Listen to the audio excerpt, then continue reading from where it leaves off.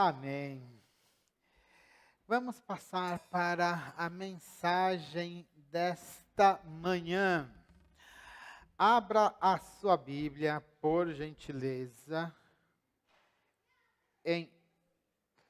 na carta de Paulo aos Efésios.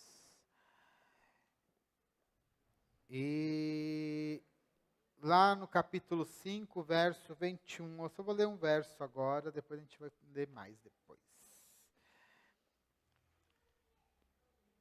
Carta de Paulo aos Efésios.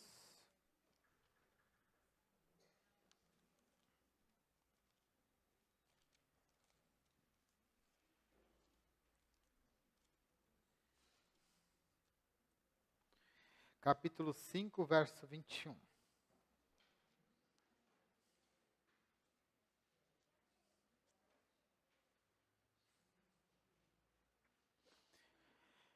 Diz assim a palavra do Senhor: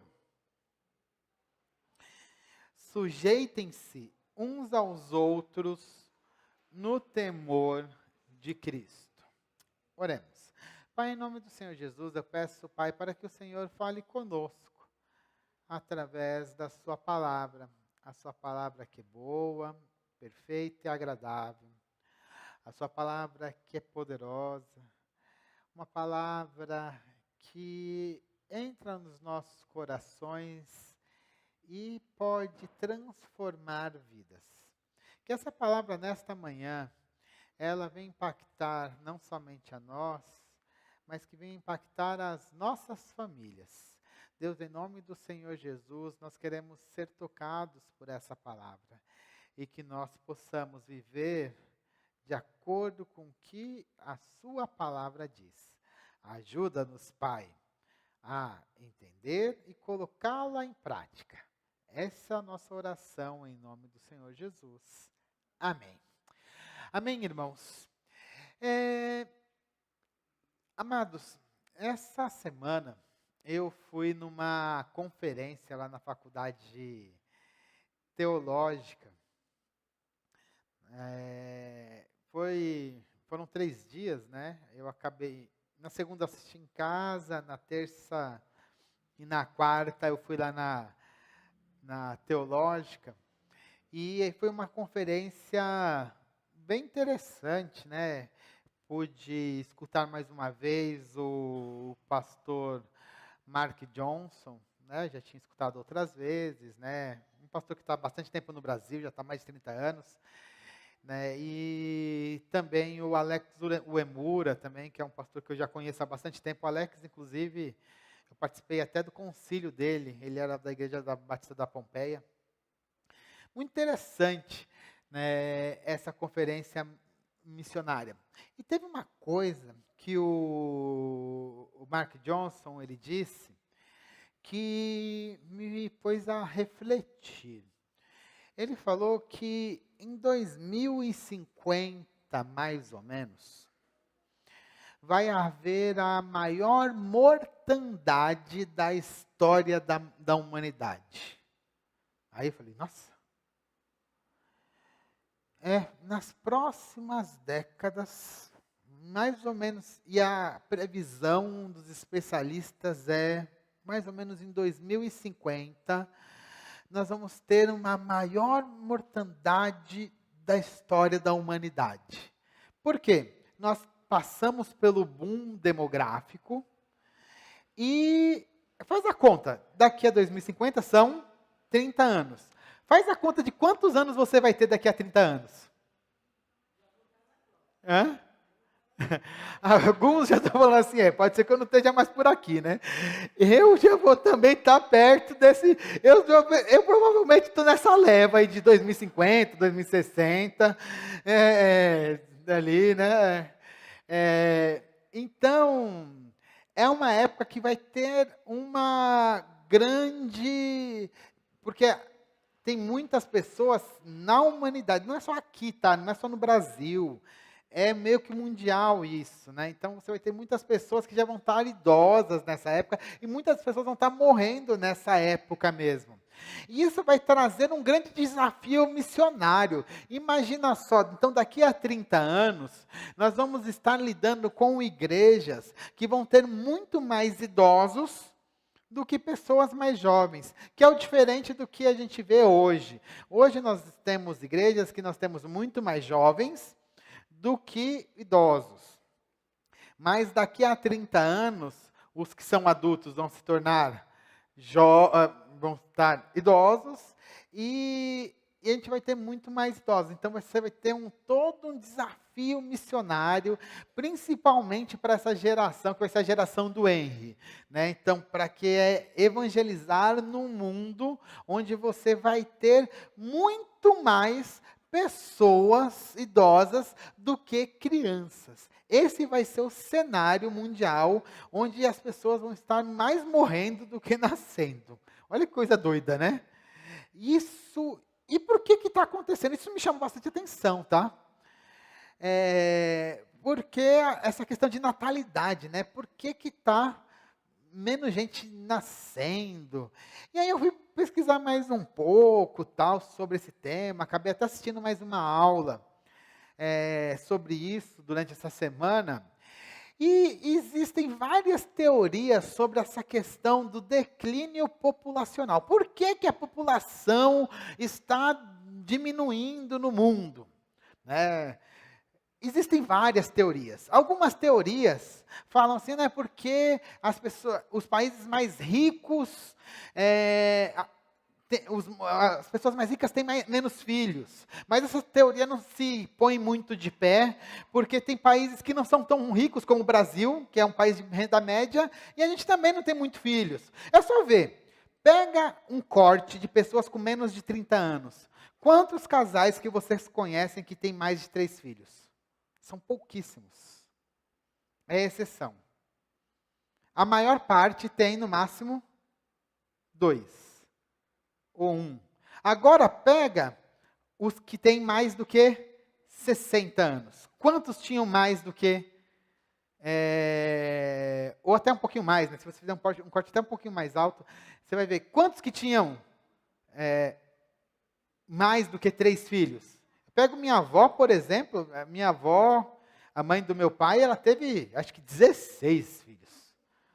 Morreram alguns pequenos, ou foram 16 ou 17, é uma coisa assim, né? Era bastante, né?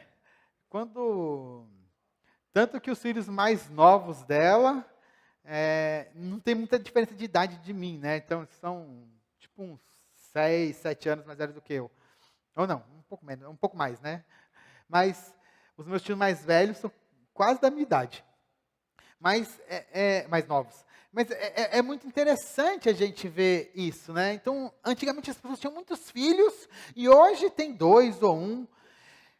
E a questão só da riqueza e da pobreza não explica isso. O que explica isso? Uma outra teoria me chamou bastante atenção. E qual foi essa teoria? É uma teoria que chama... o nome é até interessante, é a teoria do mimetismo. O que essa teoria diz? Ela diz que os casais, não só os casais, tá? Mas as pessoas em geral, tendem a copiar comportamento uns dos outros.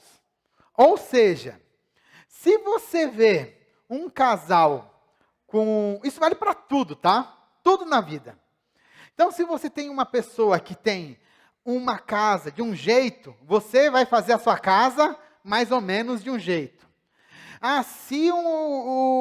Se a pessoa tem 2 filhos, você vai ter mais ou menos 2 filhos. Se as pessoas estão estudando mais, você vai tender a estudar mais. Ou se na sua região as pessoas estudam menos, você também tende a estudar menos. Então as pessoas tendem a copiar as outras. E uma das coisas que elas estão copiando é justamente a questão do número de filhos. E isso é mundial. Não é, os brasileiros estão se copiando. Não. O mundo se copia, né? Então, uma pessoa aqui está copiando também um padrão americano, que pode estar copiando um padrão lá na China, um mesmo padrão está chegando na Índia, que está chegando também, sei lá, nos países do Oriente Médio, todos os países estão meio que se copiando, é uma das teorias. Eu achei muito interessante, que o ser humano tende a copiar, né, o comportamento dos outros, porque nós somos seres sociáveis, né, que gostam de viver em sociedade. Então a gente tem a tendência a copiar, e a questão de ter número de filhos também está dentro disso. Ou seja, nós temos a tendência de copiar uns aos outros. Nós copiamos padrões dos outros. E aí, isso me intrigou bastante. Vixe, nós copiamos até a questão do número de filhos. E aí me veio na mente. Agora passando já para uma questão de igreja, porque eu estava pensando tudo isso no bolo que eu estava pensando essa mensagem aqui, tá? Tudo isso aqui pensando. Então, no que as famílias da igreja estão copiando o mundo ao invés de copiar os padrões de Deus? Porque, por exemplo, na questão dos filhos, a gente copia igualzinho, né? Tem alguma família que, se a gente pegar os casais mais novos, provavelmente vai ser a mesma coisa. Vão ter, no máximo, 2 filhos. 1 ou 2. Ou seja, vamos copiar iguais. Né? Posso fazer até uma enquete com os casais mais novos. Né? Vocês vão querer ter quantos filhos? Quantos filhos você vai querer ter, Larissa? Nem pensei ainda, né? Olha só, casou, antes já se casava pensando nos filhos. Agora se casa que ela está pensando, eu vou terminar a faculdade. É que ela já tem a casa, né? Vou terminar minha casa, vou terminar a faculdade. Aí depois, lá na frente, vou resolver minhas questões. Lá na frente, depois que estiver estabelecida. Aí eu vejo filhos. Vai ter filho bem mais velho. Vai ter menos filhos. Padrão que a gente recebe da nossa sociedade. Não estou falando que esse padrão seja realmente ruim ou não, mas é um padrão que a gente recebe. Está percebendo que a gente é influenciado? Né? Desculpa te fazer de exemplo, tá? Mas assim, mas eu estou mostrando que eu também sou influenciado. Não estou falando que só ela, eu também sou influenciado. Eu também tive filho muito mais velho. Né? Eu também sou nesse sentido. Então, nós também copiamos esses padrões. Mas a gente tem que tomar cuidado com padrões, que às vezes tem padrões que são meio neutros. Mas às vezes tem padrões que são padrões do mundo que vão contra os padrões da Bíblia. Né? E aí a gente tem que fazer essa reflexão. Quais são os padrões que nós estamos copiando do mundo, que ao invés de copiar os padrões, em vez de seguir os padrões de Deus? E às vezes esses padrões mundanos, eles são extremamente nocivos. Vamos fazer aqui um exemplo de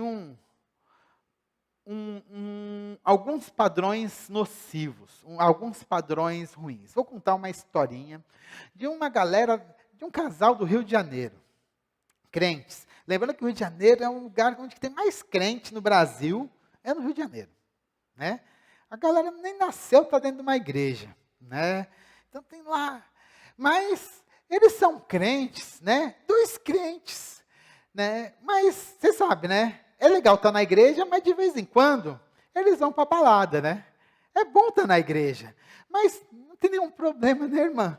Né? Às vezes a gente ir para uma baladinha, é bom, né? Então eles, nisso, né? Vão para a balada.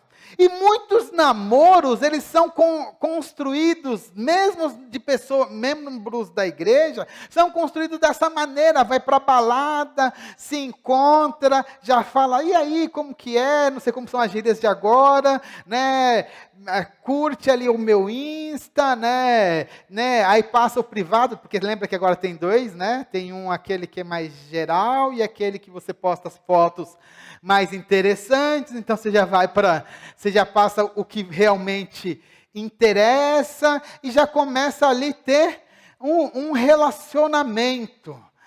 E esses relacionamentos, eles são construídos em bases frágeis, em aparência, as pessoas nem se conhecem. Sabe onde que elas já vão estar, né? Se conhecem num dia, no outro dia já estão lá, já estão se conhecendo biblicamente. Se os irmãos já sabem. Beijam na boca, se conhecem biblicamente. Já está bom. E o relacionamento começa assim.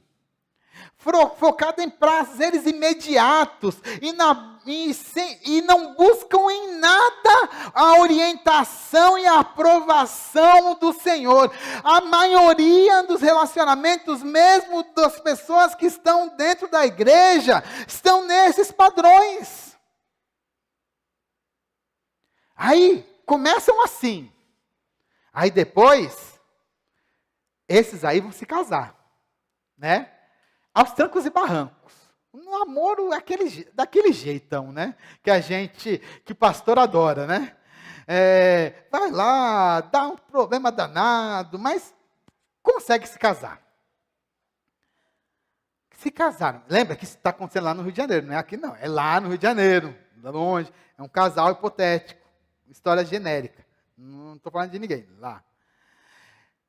Esse casal se casa e eles acham que eles conhecem tudo da vida. E eles vão viver agora num isolamento, né? Agora eu vou lá, faço a minha casa, agora eu sou... Eles vão falar assim, inclusive, tá? Agora eu sou o senhor de si. Né? Não é de mim, tá? Eu sou o senhor de si. Eu se basto. Eu não preciso de ninguém. Ninguém precisa falar nada para mim. Eu conheço tudo. Qualquer coisinha eu procuro ali no TikTok. Tem receitinha para tudo. É só dar. E agora com o ChatGPT é mais fácil ainda. Estou com um probleminha, crio ali um perfilzinho, bato um papo com o ChatGPT, meus problemas acabaram. É isso. E ali, né, a aliança é criada numa falta de compromissos terríveis. A estatística que saiu agora de 2003, 15 dias atrás, não, uma semana atrás, saiu uma estatística. Tem mais ou menos no Brasil 900 mil casamentos e 400 mil divórcios em 2023, mais ou menos uns 50% de divórcios. Ou seja, as pessoas casam e mais ou menos metade acaba tendo um divórcio. São lá registrados em cartórios. Mas só que o que me chamou a atenção desse número foi o tempo que a pessoa levava para se divorciar. O tempo médio para se divorciar era de 13,8 anos. Ou seja, a pessoa fazia a vida com uma pessoa e depois divorciava. Era muito tempo, não é que se divorciar, ela casava e ficava um pouquinho. Não, ficava um tempão com a pessoa, aí depois dava não deu certo. Vai cada um para o seu lado. Já com filhos já meio grandes, e acabam se divorciando. Imagina a situação. E por que isso está acontecendo? Porque os casamentos são feitos em bases frágeis. Em vez de princípios divinos que deveriam regê-los. A quantidade de divórcios é enorme. E o problema é que a mesma quantidade de divórcios que tem fora no mundo acontece na igreja. A gente tem a mesma quantidade, é muito parecido. Eu não vejo, assim, pelo menos no meu olhar assim, genérico, geral, que a gente tem um número diferente de divórcios na igreja. É muito parecido. Tem muitos divórcios na igreja. As pessoas se casam e depois se descasam, mesmo casados há muito tempo.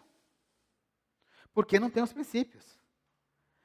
Mas só que eles ficaram casados um tempo. Tem um princípio de criação dos filhos. E as pessoas estão criando os filhos com muita permissividade. As pessoas não sabem o que fazem com a questão do celular. Não sabem se dá para o filho, tira do filho.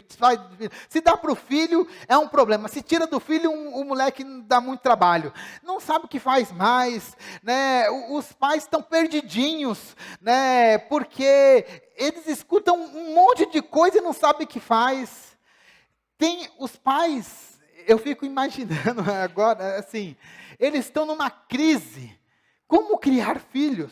Porque tem um monte de gente que dá sugestão para eles, só que eles trabalham o dia inteiro, porque tem que sobreviver. Aí quando pega o filho, quer dar de tudo, os meninos ficam ali meio super mimados. Às vezes, lembra que a gente está falando de famílias de 1 ou 2 filhos, então são famílias pequenas. Às vezes os filhos ficam muito mimados, e eles acabam criando os filhos sem a disciplina do Senhor. Que situação difícil. É isso que a gente tem acontecido. E no final, a gente tem muitas pessoas que têm problema com divórcio, e até mesmo crentes que estão, esses casais que estão sendo formados, casal genérico lá do Rio de Janeiro, tem problema para lidar com a diversidade, com doenças, com problemas, eles não conseguem. Aí acabam voltando para a igreja na hora que o bicho pega na vida deles, aí voltam para a igreja. Isso quando voltam, ou se afastam de vez. Quantas vezes a gente não vê esse tipo de coisa acontecendo? Isso é uma história genérica, aí você fala assim, mas eu já vi isso acontecendo com um amigo X, eu já vi acontecendo com um amigo Y, porque isso acontece milhares de vezes, eu não falei de ninguém, mas também da mesma forma eu falei de muitas pessoas. Porque o padrão mundano tem entrado na igreja, as pessoas têm copiado por esse mimetismo que eu citei há pouco, e a gente tem vivido as mesmas coisas que no mundo. Estamos na igreja, mas vivemos como se no mundo estivéssemos.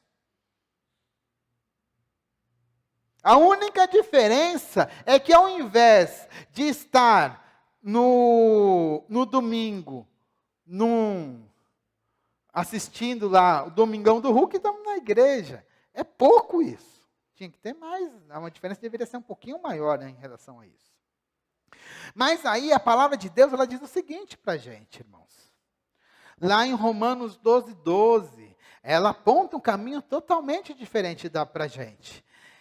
Diz o seguinte: e não vivam conforme os padrões deste mundo, mas deixem que Deus os transforme pela renovação da mente, para que possam experimentar qual é a boa, agradável e perfeita vontade de Deus. Nós temos que nos renovar, nós temos que nos transformar, nós temos que viver um outro padrão, e é isso que a gente tem que buscar. E nesta manhã, à luz de Efésios 5 e 6, nós vamos descobrir qual é esse padrão para a família. Nós não queremos viver esse padrão do mundo, nós não queremos ser iguais ao mundo, nós não queremos que o padrão do mundo eles nos influencie, nós queremos fazer o contrário. Nós temos que mostrar para o mundo como que tem que viver de acordo com a Bíblia. E o apóstolo Paulo, ele vai nos mostrar esse padrão. E a chave para uma família que reflete a vontade de Deus, está exatamente lá em Efésios, capítulo 5, verso 21. Que é o quê? Vamos repetir, vamos falar juntos? Sujeitem-se uns aos outros no temor de Cristo. Vamos falar mais uma vez. Sujeitem-se uns aos outros no temor de Cristo. Mais uma vez para ficar bonitinho. Sujeitem-se uns aos outros no temor de Cristo. Esta é a chave. É isto que a gente vai fazer a troca, para que a gente não viva esse padrão mundano, mas viva sim o padrão de Deus na nossa vida e na nossa família. Porque, senão, nós estamos vivendo igual, ou até mesmo pior, porque eu acredito que aquele que conhece a verdade e não vive a verdade, é pior do que aqueles que conhecem a verdade. Porque como que você vai converter uma pessoa que já conhece a verdade e não quer viver conforme ela? Né? Como que você vai convencer, se ele já se conhece? Então, tomemos cuidado. Então, nós vamos mergulhar, né, em como essa sujeição mútua deve se manifestar na nossa família. Primeira coisa, Quando a gente fala dessa sujeição, nós temos que entender que a primeira sujeição que tem que acontecer na nossa vida é a sujeição ao Senhor. E ela tem que ser o alicerce inegociável. Vamos repetir. Primeira coisa, sujeição ao Senhor. Mais uma vez, sujeição ao Senhor. Isso aqui é inegociável. Essa aqui é a parte mais fundamental. Nós temos que nos sujeitarmos a Deus. Sem a sujeição a Deus, nós não temos como viver uma nova família. Não dá para viver uma família verdadeira se nós não nos sujeitarmos a Deus. É Deus que constrói uma nova família, uma família verdadeira na nossa vida, é Ele, não somos nós. Não dá para falar, né, que eu consigo, é Deus que constrói isso. E aí, como que a gente consegue fazer essa sujeição na nossa vida? Como que nós fazemos com que Deus, Ele transforme a nossa vida? Não é uma coisa mágica. Não é um abracadabra. Não é alguma coisa automática. É uma coisa que requer disciplina, esforço. Uma coisa que você vai fazendo continuamente. Aí sim você consegue. Não é um dia de alteração e uma coisa que você faz uma vez só que resolveu. Mas sim uma coisa que você faz continuamente. Então como que a gente começa? Nós começamos essa construção dessa nova família, essa sujeição ao Senhor, pelo conhecimento da sua palavra. Não há para como conhecer a Deus sem conhecer a sua palavra, sem mergulhar nas Escrituras. É a Bíblia onde nós encontramos os mandamentos de Deus, os seus propósitos para o nosso coração. Se você não conhece a Bíblia, você não conhece Deus. E uma coisa que eu tenho aprendido com o tempo, irmãos, é o seguinte, é que com o tempo a gente esquece as coisas. Estou ficando velho, estou esquecendo as coisas, irmã Zélia. Né? Então, tinha coisa que eu lembrava antes, mas agora esqueço. Então, não adianta falar assim, eu sabia disso antes, não adianta, você tem que aprender de novo, e mais uma vez. Então, aquilo que você já soube no passado, talvez hoje você não sabe mais nada. Então, é uma coisa que você tem que fazer todos os dias, né? Para que você faça com que a palavra de Deus, ela entre no seu coração.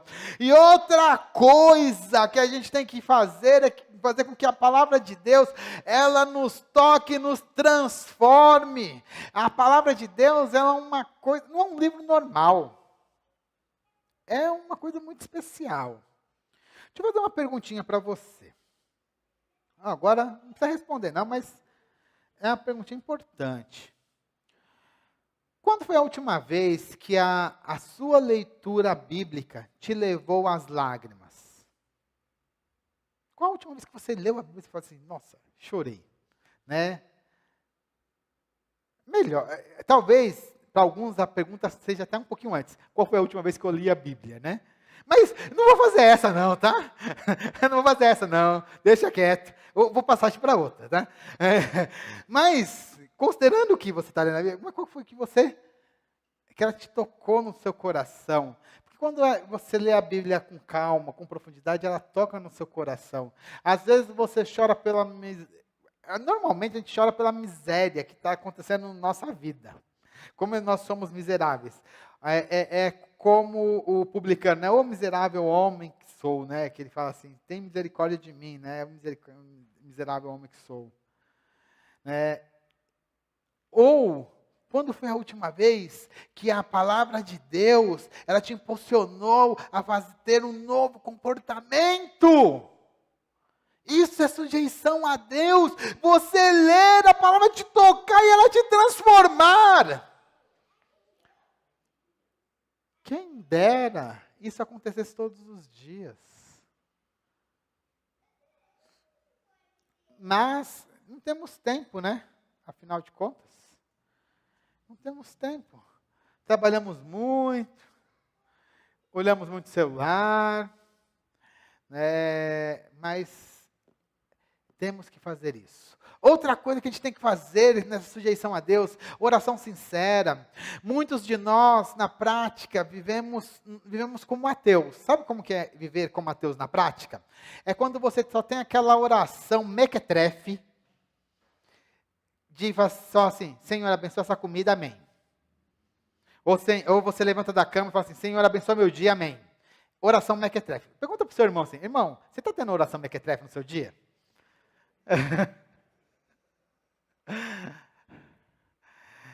Nós temos que orar, né, de verdade, irmãos. Oração é muito mais do que essas coisinhas assim que você faz porque você aprendeu. Nós temos que ter a oração é muito mais do que um pedido, muito mais do que um ritual. É um relacionamento que a gente constrói com Deus. Eu não está muito ligado ao local. Mas sabe uma coisa que a gente copia no mundo? Olha só, quando eu estava viajando na maionese, André, nessa mensagem. Aí eu viajei, nesse momento que eu estava pensando nessa mensagem, viajei total. Pensando nas casas, né? Eu falei assim, que a gente fica copiando o mundo. Nesse negócio da gente copiar as casas, né? Toda casa tem uma sala de estar. E qual que é o altar que a gente tem na nossa sala de estar?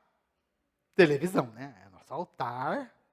Lá está a televisão né, o Getúlio me diga bem, de 50 polegadas. Estou falando da minha casa, tá?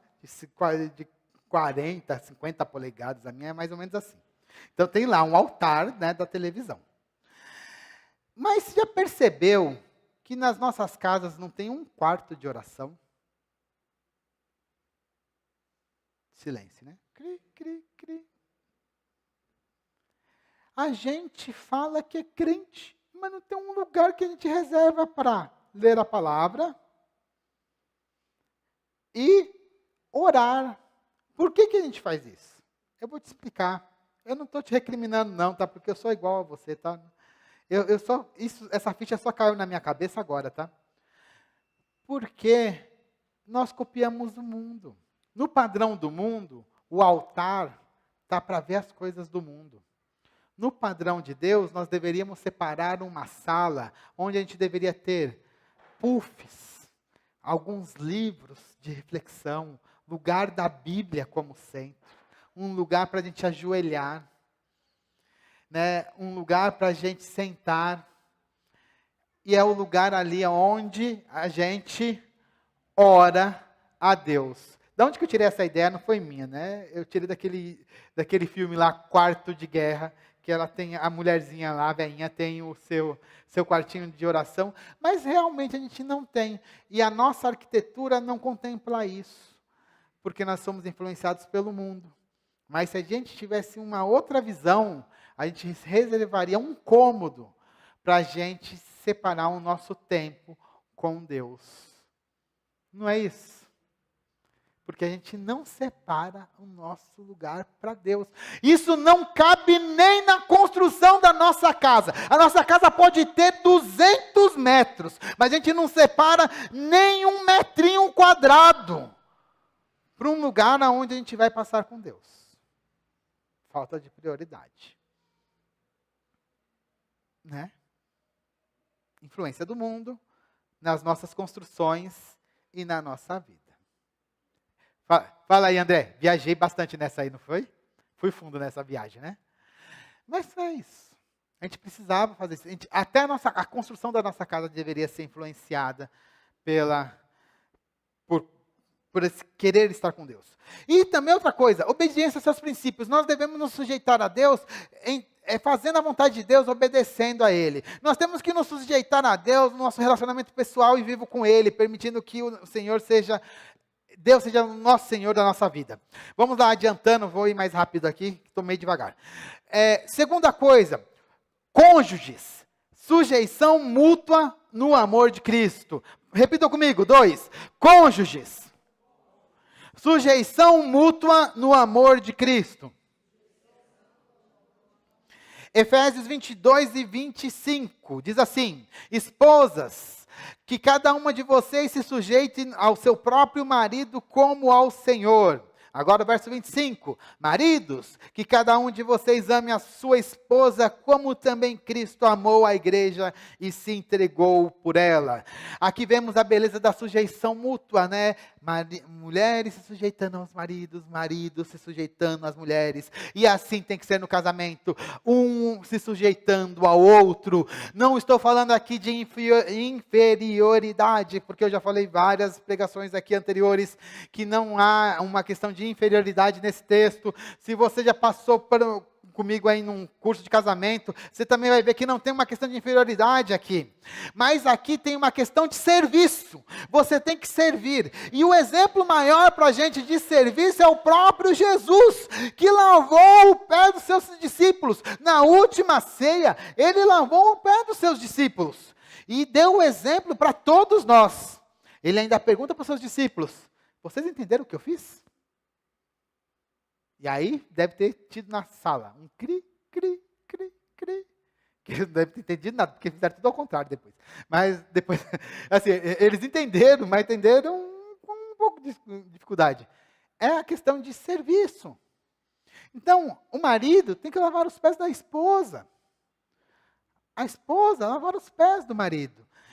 Nós temos que aprender essa sujeição e o amor sacrificial, né? O marido ama a esposa, né? Como Cristo protege, né? Se entrega por ela, buscando o seu bem-estar e a santificação dela todos os dias. Ele serve a esposa também serve ao marido, né? Também nesse processo. Por isso que eu gosto disso, né? Entendendo que o casamento, eu sempre falo para o pessoal quando eu estou fazendo curso de casais, que é o seguinte: casamento não é um lugar que você tem que entrar assim, eu quero ser feliz. Se você entrar numa dessa e você quiser somente coisa para você, o casamento não vai dar certo. Mas quando você entra num casamento entendendo que você tem que servir, e o outro também entende que o outro também tem que servir, aí o casamento dá certo. Um servindo ao outro. A dedicação diária ao serviço, com humildade e dedicação, isso faz um casamento firme e forte. Nós temos que colocar o outro em primeiro lugar, né, buscando essa unidade. E isso quebra todos esses padrões mundanos, onde as pessoas querem ser felizes. Eu quero as coisas para mim. Não é à toa que os casamentos duram 13,8 anos, na média. Ou seja, tem alguns que duram um pouquinho mais, alguns um pouquinho menos, mas muitos estão divorciando. Muitos, infelizmente. Porque as pessoas não têm entendido isso, não têm entendido a questão principal do casamento. Terceiro, pais e filhos. Sujeição na disciplina e na obediência. É a hora que a Evelyn vai gostar agora. Presta atenção, Evelyn, essa aqui é para você. Pais e filhos. Repitam comigo. Pais e filhos.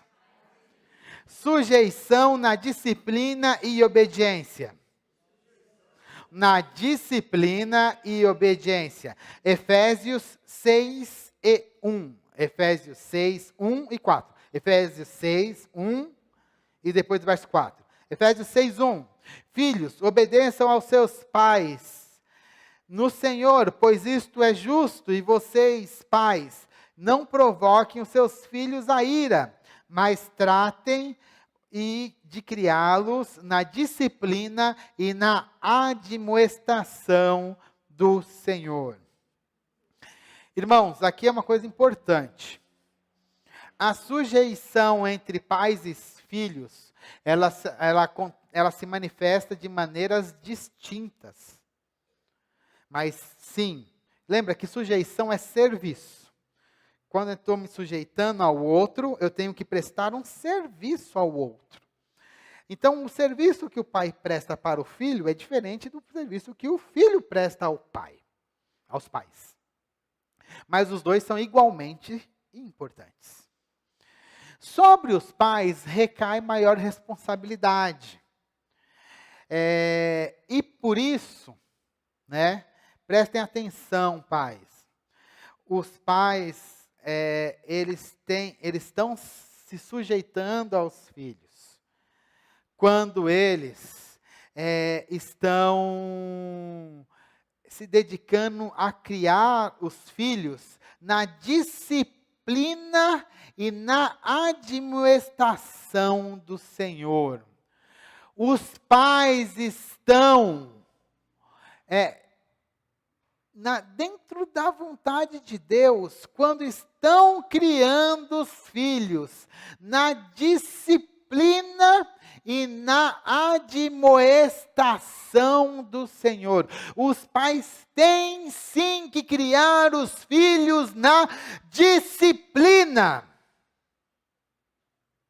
E isso significa, meus amados, que os pais têm que gastar tempo, investir tempo em ensinar princípios bíblicos para os seus filhos, estabelecer limites saudáveis. Eles têm que, sim, guardar e discipliná-los com amor.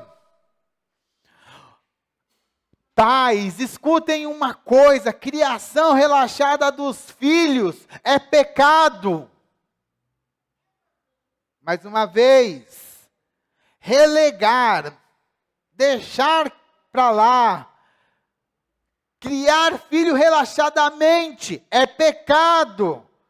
Deixá-lo sem limite, sem supervisão, é uma falta de sujeição dos pais. E isso é uma falta à vontade de Deus. Você está indo contra a vontade de Deus, e tudo que vai contra a vontade de Deus é pecado.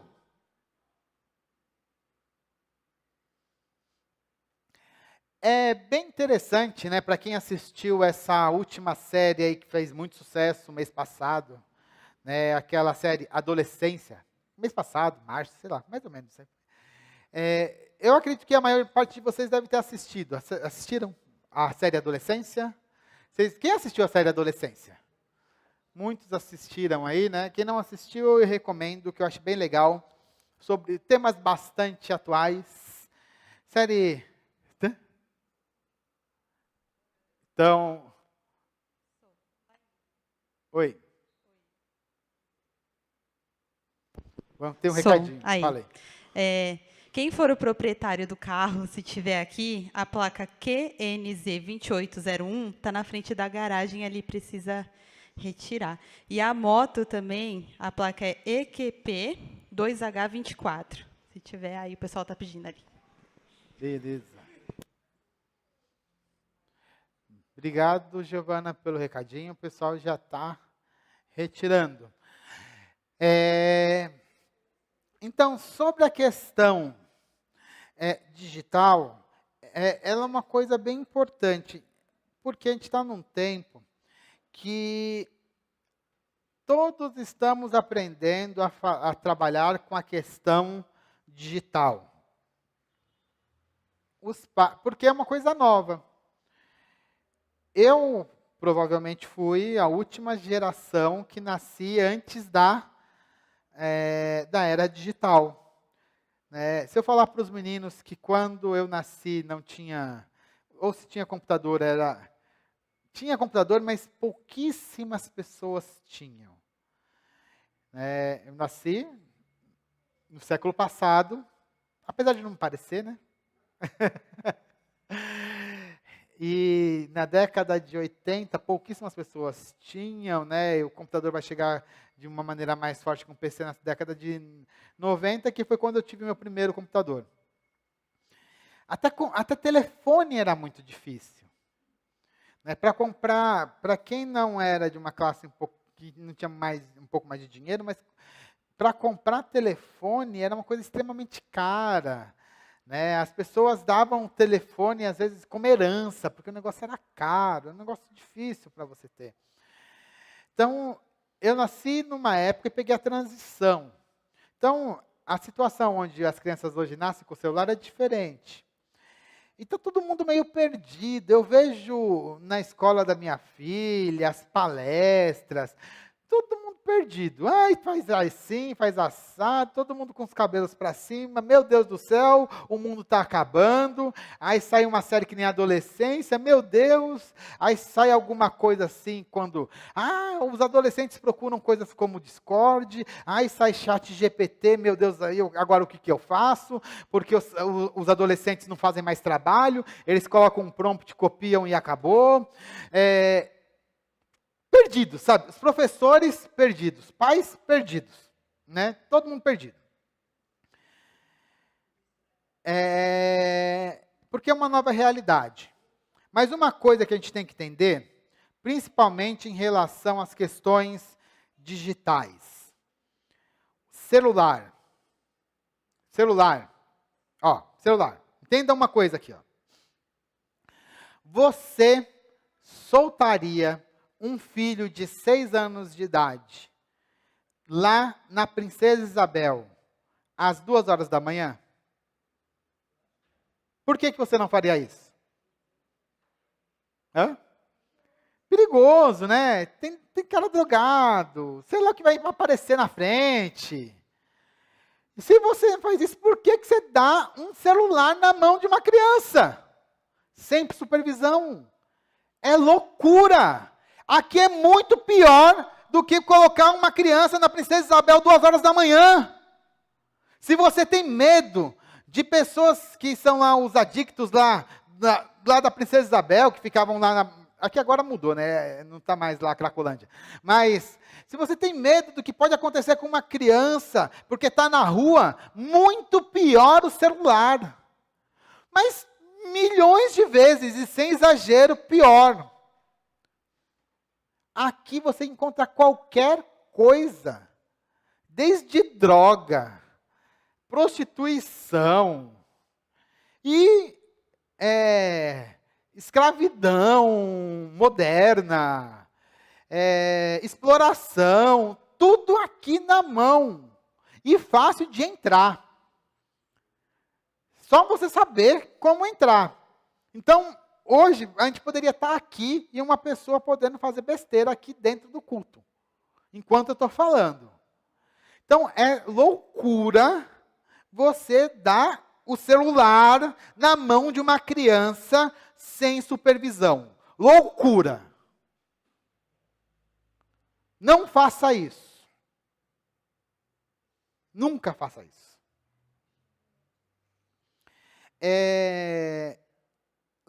Não só celular, tá? Videogame também, principalmente esses videogames, os videogames mais novos, não mais novos, né? Os videogames todos, eles têm acesso à internet, eles entram nas salas de bate-papo. O Discord era uma sala foi criado como sala de bate-papo de jogos. E assim, e hoje discutem qualquer coisa. Então a gente tem que tomar muito cuidado com isso. Eu vou dar o meu exemplo. Eu não sei se eu sou um bom exemplo, mas eu vou falar o que eu tento fazer. Aí você vai falar assim, nossa, o pastor está parecendo xiita. É mais ou menos isso. Lá em casa. Sabe quantas televisões eu tenho? Eu tenho uma. Uma. Na sala. Para quê? Para a gente ficar lá se estapeando para ver quem que vai assistir alguma coisa. É mais ou menos isso. Tá? Sério. A gente tem que discutir quem vai assistir. Não é todo mundo. Então, eu sei que o que está todo mundo assistindo, porque a gente só tem uma televisão. Uma televisão. Todos os meus perfis de Netflix, Disney, eu tenho outros lá. Os adultos, todos têm senha. Meus filhos não têm a senha full, a cheia. Eles têm senhas de criança. O Henry não assiste nada acima de 12 anos. Todos. A Evelyn, até hoje, desde o começo, até hoje, ela tem sistema de bloqueio no celular dela. Ela só tem permissão de usar o celular dela 2 horas por dia. Isso quando ela não faz alguma coisa, me deixa nervoso, que eu bloqueio aonde eu estiver. Eu entro aqui, eu tenho lá um software que é o Family Link, qualquer um pode baixar, eu bloqueio. Ela tem permissão de 2 horas e eu consigo o relatório do que ela vê todos os dias. Eu tenho alguma coisa, eu consigo ver o que ela vê todos os dias. 2 horas apenas. E ela tem 13 anos. Para ela, eu liberei o celular mais cedo. Para o Henry, eu estou segurando mais. Apesar de ter mais... sempre a gente tem um celular velho, né? Eu tenho alguns celulares velhos, mas eu não vou dar para o Henry. Porque a recomendação é dar mais velho, né? Então, eu não estou dando. Então, ele tem que usar o nosso. O nosso também tem uns bloqueiozinhos para ele não poder entrar em qualquer site, tá? Então, dependendo do site, ele dá umas bloqueadas para não ficar entrando em qualquer site. Isso também. Então, a Evelyn tem... Então, é sempre supervisionado e limitado a 2 horas. Lá em casa, a gente tem bastante computador, né? Tem o meu computador, tem o computador da Dani, e tem o computador da igreja, tem o computador do meu trabalho. Para cada coisa que a gente faz, a gente tem um computador. O computador só é em lugar público. Então, a gente tem um escritório, a gente usa o computador, está em lugar público. Não tem nada de usar computador em quarto, não. Está no escritório, todo mundo entra, todo mundo vê. É o jeito que a gente tentou limitar um pouquinho. Não tem lugar secreto em casa para você ver. Resolve tudo? Não, mas dá uma boa restringida. A gente dá uma restringida das coisas. Talvez eu seja o melhor exemplo. Não sei se eu sou o melhor exemplo, assim. Mas eu tento alguma coisa. Mas vocês percebem. E outra coisa. Eu não tenho videogame. Eu decidi, né? Quando comprar o videogame, se eu comprar, deixar um pouquinho mais tarde para o Henry. Principalmente para o Henry, porque o menino gosta de videogame. Deixar um pouquinho mais tarde. Por quê? Deixar eles estarem um pouco mais maduros para usar. É uma forma. Estou tentando. Dentro dessa loucura toda, que ninguém tem solução para nada, estou dando o meu pitaco e aí a minha sugestão de como que eu estou lidando com essa situação. Mas vocês perceberam, né? Eu restringo bastante a questão de uso de aplicativo na minha casa. Não que não tenha, né? Aí, mesmo assim, a gente ainda tem bastante celular, tem bastante computador, mas algumas coisas a gente limitou, porque a gente sabe que não tem jeito. Se colocar, os meninos vão saber como entrar nas coisas. Tem aplicativo que são terríveis, assim, aplicativo para enganar pai, tem tudo, né? E outras coisas, né? Eu tenho acesso também aos celulares da Evelyn, né? Se ela não me der a senha, ela já sabe. Se ela não me der a senha, eu travo o celular dela, ela não vai usar nunca mais. Até os 18, porque eu consigo travar o celular. E eu não preciso nem pegar na minha mão, né? Eu travo o celular dela, ela não usa nunca mais. Até os 18 anos. Entendem? Essa a coisa. E tem briga em relação a isso? Não tem, porque lá em casa é meio natural. Minha sugestão para vocês, tá, irmãos? Então é sobre isso. Minha contribuição, meus 2 dedos de contribuição. E aí, sobre a questão aos filhos. Aos filhos cabe obediência. Os filhos têm que obedecer aos pais, no Senhor. Essa obediência não é cega, é lógico, mas é um respeito baseado em confiança nos seus pais, buscando no Senhor que eles os guiarão no caminho certo. Isso é fundamental, né? Pais que ensinam seus filhos. E por último, irmãos, Paulo, quando ele escreve essa carta aos Efésios, ele vê que nem tudo é perfeito. E ele vê que tem ali, por exemplo, escravos também nos lares. E ele escreve também sobre a questão dos escravos, ali em Efésios capítulo 6. E essa questão da escravidão, eu já falei para vocês na minha pregação da semana passada. Se vocês quiserem saber a posição de Paulo sobre a escravidão, vocês vão procurar a pregação da semana passada. Eu falei um pouquinho sobre isso na semana passada. Paulo não era a favor da escravidão, mas só que ele tinha que lidar com a situação que estava acontecendo. Então a gente tem que saber lidar com as situações que estão acontecendo no nosso tempo. Nós sabemos que as famílias nem sempre são as famílias padrões, né? As famílias como Paulo está descrevendo aqui, pai, mãe, filhos. Às vezes tem outras situações, tem agregados, temos relações de trabalho. Mas o que vale dentro de um lar é o sujeitem-se uns aos outros. Essa deve ser a norma. Esse deve ser o padrão que nós devemos viver dentro das nossas famílias. É isso que nós devemos buscar. Isso é o que a gente tem que procurar viver, para que a gente não viva de acordo com os padrões mundanos, mas a gente viva num outro padrão, numa outra forma, que talvez a gente não tenha resposta para tudo dessa forma, não tenha resposta, talvez a gente ainda tenha que construir. Eu falei assim um pouquinho até a forma da nossa casa, o nosso relacionamento com o celular, é uma coisa que a gente ainda está fazendo. Mas tem que ser uma outra forma, mas a gente tem que ser guiado pelos princípios bíblicos. Não por uma normatividade que vem aí de fora, mas sim pelos nossos princípios. E os nossos princípios vêm da sujeição. Sujeição primeiro a Deus, e depois a sujeição mútua. Desta maneira, irmãos. E agora sim, último ponto aqui da mensagem. Por fim, não podemos esquecer de uma coisa importantíssima. Nós, a igreja, somos a própria família de Deus.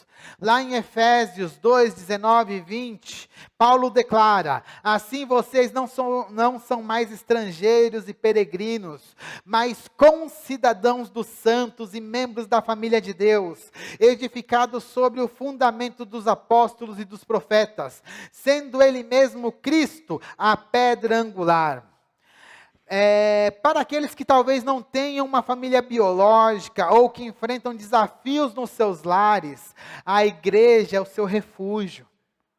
A igreja é o seu lar. A igreja é a sua família. Nós devemos ser essa família.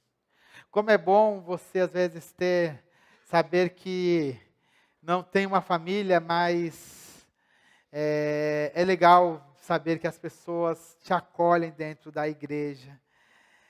Aqui, irmãos, nós encontramos acolhimento e apoio, e temos os nossos irmãos em Cristo. Nós devemos crescer dessa maneira. Temos que crescer como famílias do Senhor, famílias verdadeiras. E como família tem tudo, né? Família tem tudo, né? É que nem a família, lembra daquela... tinha uma canção, né, que eu acho... Que fala assim: essa família é muito unida, mas também muito oriçada. Briga por qualquer razão, mas acaba pedindo perdão. É mais ou menos assim também na igreja, né? A gente está todo mundo junto, daqui a pouco a gente briga, daqui a pouco a gente está junto de novo. Algumas pessoas são mais unidas do que outras, né? Mas o importante é que a gente sempre tenha esse espírito de família, de a gente estar junto, de nós podemos crescer juntos como essa família. Temos que crescer modelando esse princípio aqui na igreja, para que nós possamos também levar para os nossos lares, carregando também esses irmãos que às vezes estão órfãos de suas famílias, para que eles possam fazer parte das nossas famílias em casa e das nossas famílias aqui na igreja. O legal é uma igreja formada por famílias, que a igreja também é uma família. Isso que a gente tem que buscar. Por isso, nós temos que viver esses princípios, esse princípio, né, que nós estamos aprendendo nesta manhã. Agora, irmãos, concluindo essa mensagem, vimos que a nossa família não deve se deter à forma do mundo. Nem nem mesmo nos padrões do mundo, mas nós temos que tomar muito cuidado, porque o nosso instinto, o nosso DNA, ele nos leva a copiar as coisas. Então nós temos que ir contra o nosso instinto. Nós temos que agir de uma maneira racional e contra-instintiva para não copiar o mundo, tá? Então é uma coisa que você tem que se esforçar. E a palavra-chave para a nossa família e para todas as nossas relações devem ser sujeição. Sujeitar-nos a Deus em primeiro lugar e sujeitar-nos uns aos outros no temor do Senhor. Que possamos, com a ajuda do Espírito Santo, colocar esse novo padrão nas nossas vidas. E que a nossa família seja transformada, abençoada e, por sua vez, se tornem um testemunho da bênção ao redor do mundo. Que essa família ela seja um exemplo para um mundo sem exemplos, uma referência para um mundo que perdeu totalmente as referências. Que Deus abençoe as nossas famílias. Amém? Vamos nos colocar de pé e vamos orar.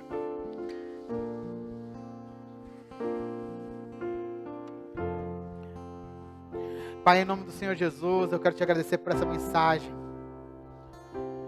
Mensagem importante para esse mundo que vivemos hoje.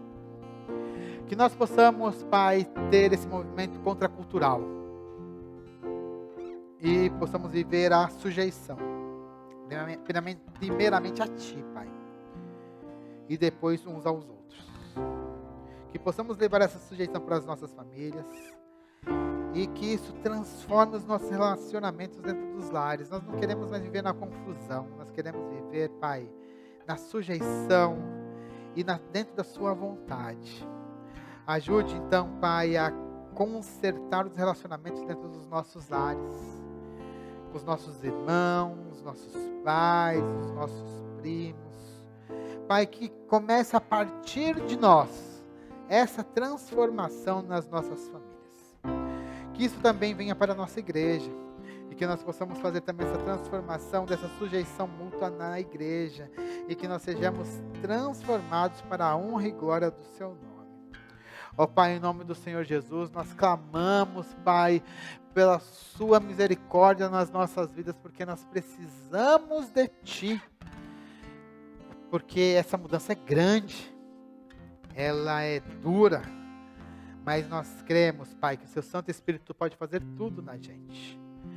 Nós temos o coração duro, mas o Senhor é todo poderoso. Ajude-nos, Pai, e nos transforme. É o que nós te pedimos em nome do Senhor Jesus. Amém.